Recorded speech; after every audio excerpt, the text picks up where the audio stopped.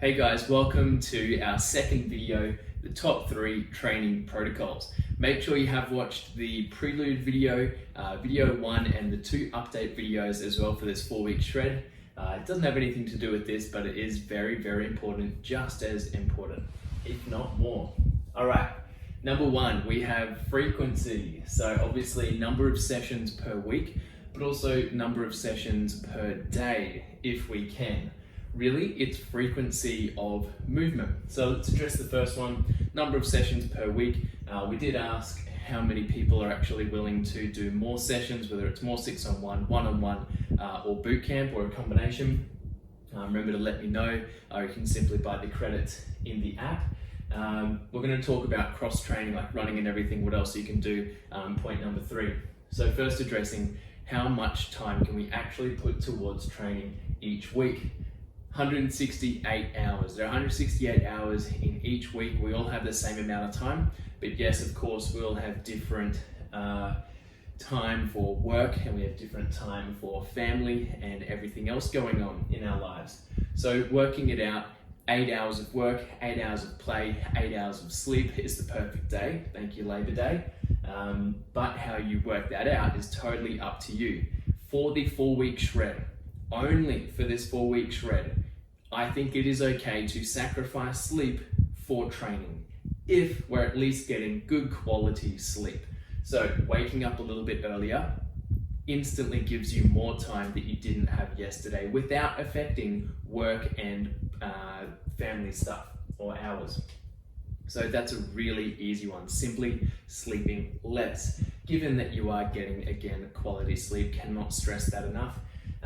We are stepping it up a little bit before the holidays. So if we were to put it in that perspective, let's train really hard for 4 weeks. Let's only get 6 to 7 hours of sleep every night, possibly just the 7 hours of sleep for most of the week, and step it up for 4 weeks because we're about to be on holidays. Now, I wouldn't say that's the case for someone who's going on a holiday, or usually the Christmas holidays are a really intense period of time and it's not actually some time off.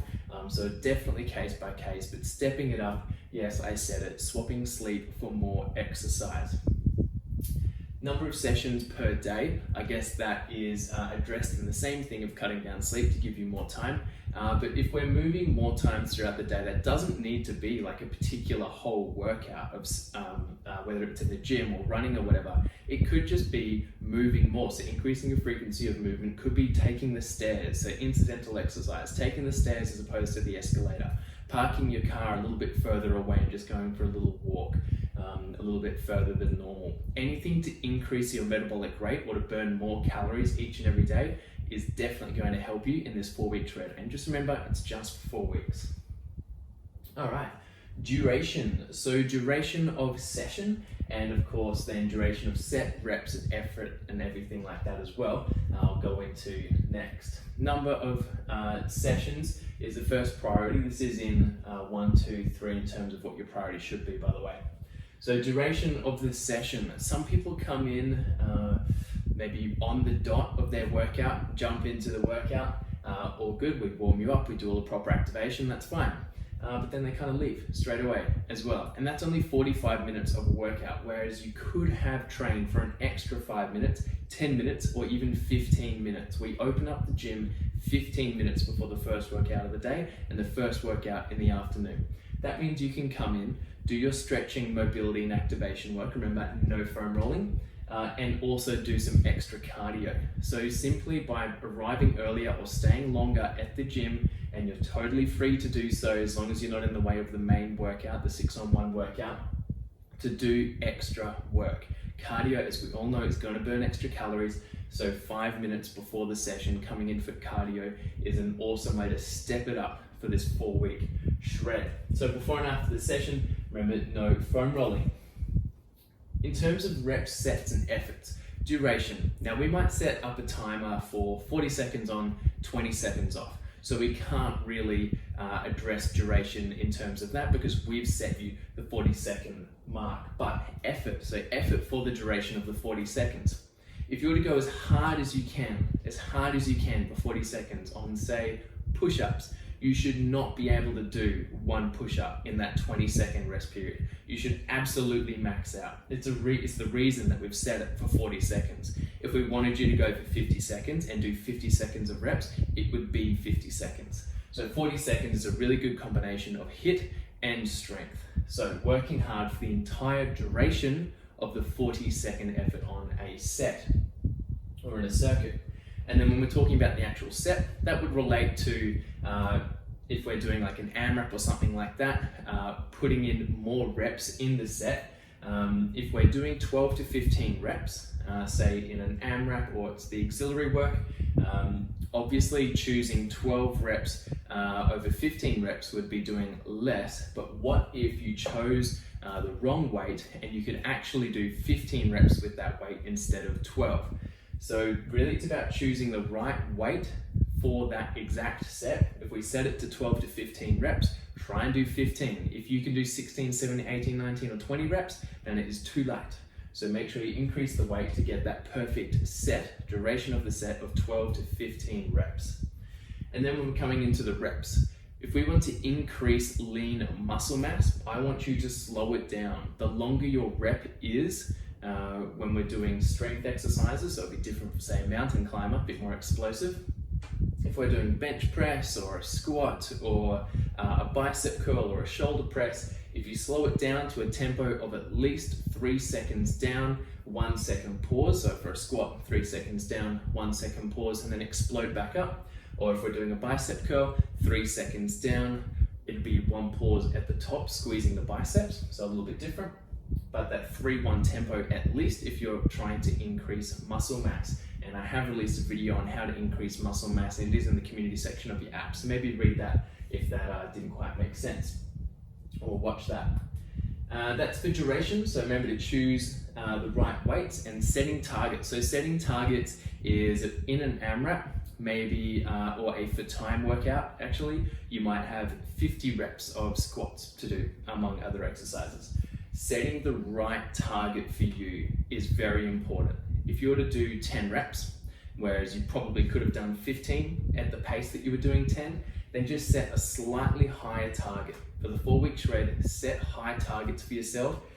Ask more of your body because chances are it can do it.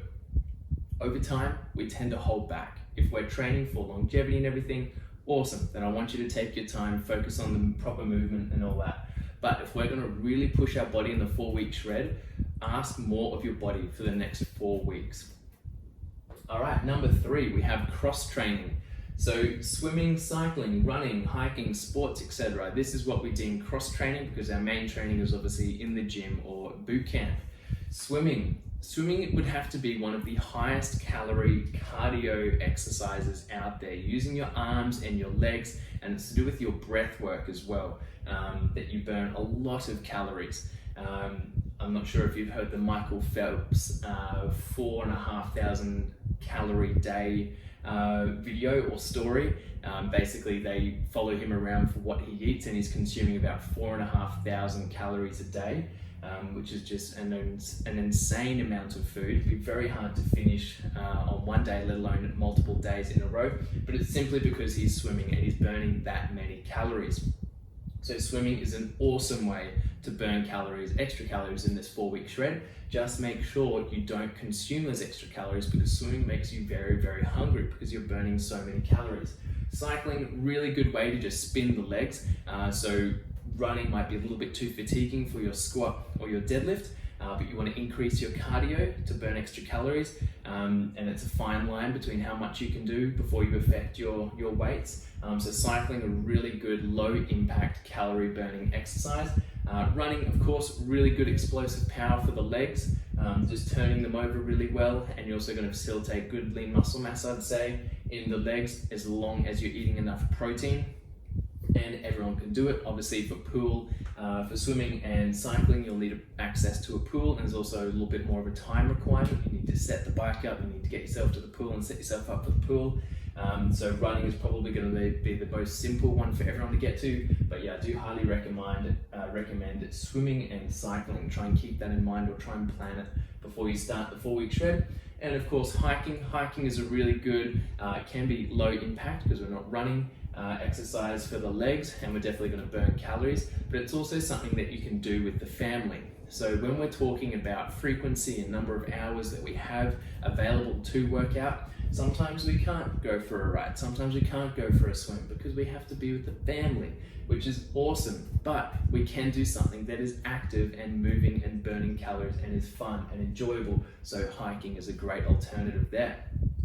And sports. I'm not sure how many of you are going to be picking up sports just for the next 4 weeks, but don't be afraid to do sport, whether it's leisurely in the backyard or in the park with a friend or family member, or joining a team and playing extra sport. Anything that burns calories, again, increasing our frequency is going to help us get our majority of our goals, if it's fat loss or muscular endurance or cardiovascular improvement. So guys, these are top 3 training protocols. I hope you took notes, or at least you're able to make some mental notes to what you might be doing for the 4-week shred to increase your frequency, improve your duration of each session, and of course try and introduce some cross training. All right, stay tuned for video number 3, and there could be some update videos coming along as well.